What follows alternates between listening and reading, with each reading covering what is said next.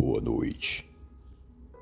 Tudo aconteceu na cidade de Mucuri, interior da Bahia, em meados do início da década de 1970, em um pequeno hotel que existe ainda hoje. Segundo Maria da Conceição, a proprietária do estabelecimento, já se passavam das 11h30 da noite. Numa sexta-feira, quando se preparava para descansar depois de um dia muito cansativo de trabalhos no hotel. Seu esposo, o Sr. Francisco, se ocupava da recepção de madrugada e por isso raramente dormia ao seu lado nos finais de semana, uma vez que tinham poucos funcionários e as demandas da hotelaria eram grandes. Contudo, mesmo sendo época de alta temporada, o hotel estava com poucos hóspedes naquela noite.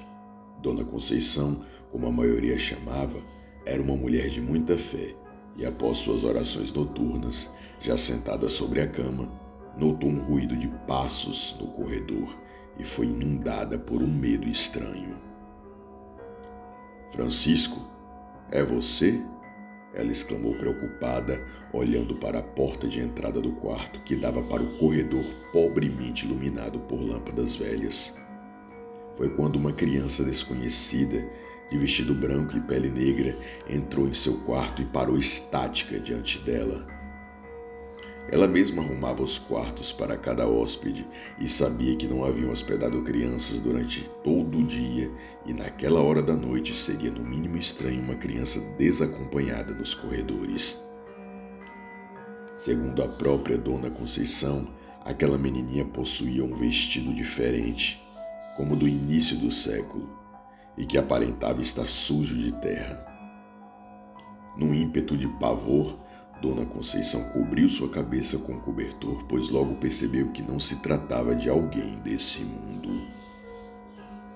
Então, a garotinha falou em um tom tranquilo. "Ó, sinhá, vai pegar. Tem muito. É brilhoso e a senhora gosta muito. Vai pegar, sinhá." Dona Conceição afirma que sentiu tanto medo que não conseguiu falar nem olhar para aquela menininha. Apenas ouviu os passos dela e enfim se afastando pelos corredores. Temendo se passar por boba diante do marido, preferiu não lhe contar. Nada mais viu ou ouviu no decorrer dos dias até a sexta-feira seguinte, onde no mesmo horário a garotinha voltou a aparecer, dizendo praticamente a mesma coisa.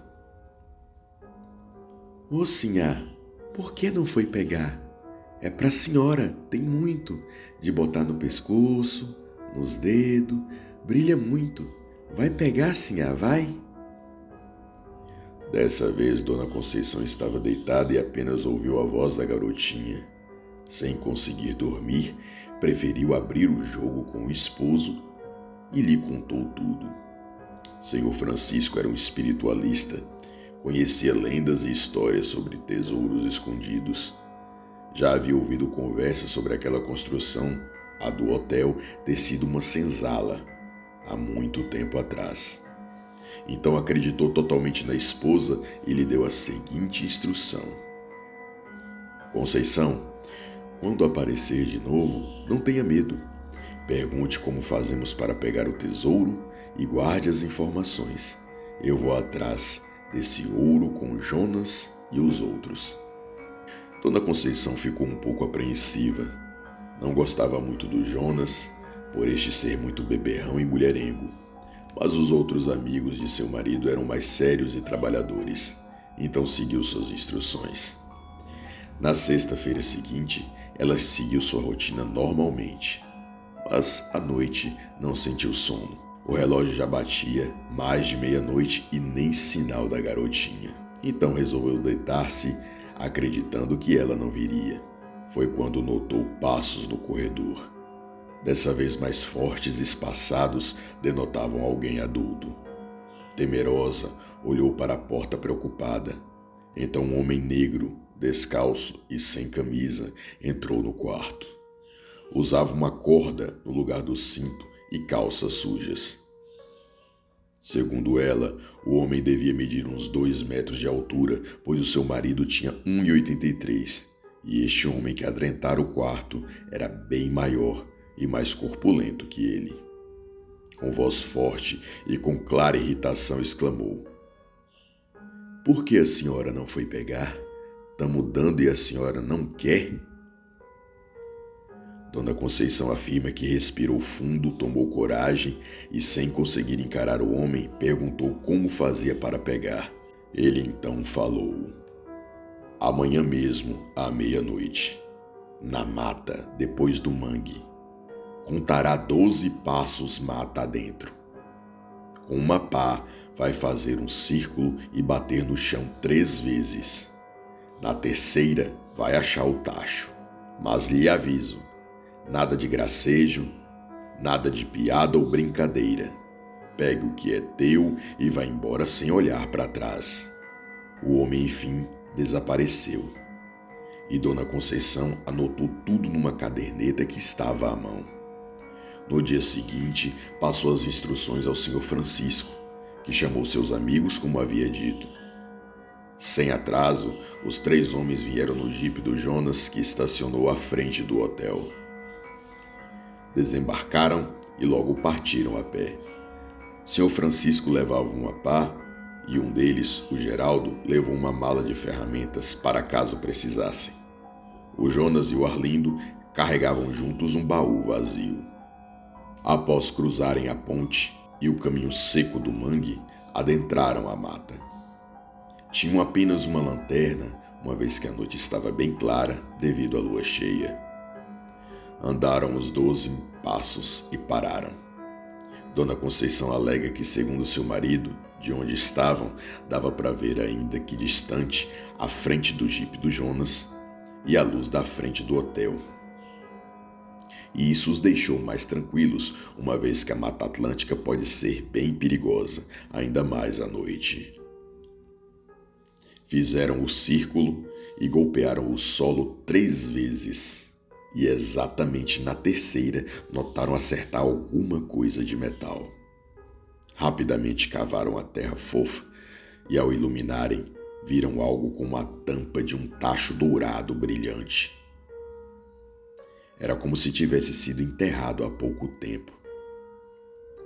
Ouviu-se então a risada do Jonas, que pegou o seu isqueiro predileto, sentou no baú e acendeu um cigarro. Rindo num tom debochado, disse: "Ah, não vou precisar trabalhar mais. Tamo rico. Que se lasque o patrão e a firma dele." Antes que Francisco pudesse repreendê-lo, uma forte ventania veio sobre eles. A lanterna se apagou e o isqueiro de Jonas caiu juntamente com os óculos do Sr. Francisco. Geraldo procurou suas ferramentas e não as encontrou. Arlindo começou a gritar desesperado quando olhou em volta e não via o jipe nem a luz do hotel. Estavam totalmente fechados pela mata, na escuridão. Então o Sr. Francisco ordenou: "Parem, fiquem calmos, eu vou fazer uma prece. Deem as mãos agora." Então orou e pediu perdão a quem quer que ali estivesse. Clamou por piedade e disse que precisavam voltar para casa, pois tinham família. De prontidão, o vento cessou. A lanterna ligou novamente. Geraldo achou suas ferramentas e o Sr. Francisco encontrou seus óculos caídos. Porém, o isqueiro de Jonas desapareceu. Ao golpearem a terra, nem sinal do tacho ou de barulho de metal.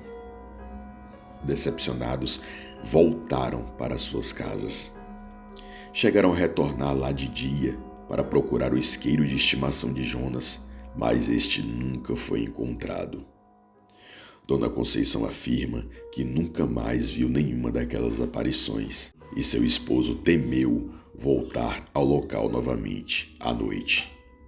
Com o tempo, mudaram o hotel de localidade, mas ela acredita que esse tesouro está lá até hoje, para quem quiser e tiver coragem de ir até lá. E você, o que acha disso? Acredita? Talvez o sobrenatural não seja para ser entendido, e sim para ser sentido.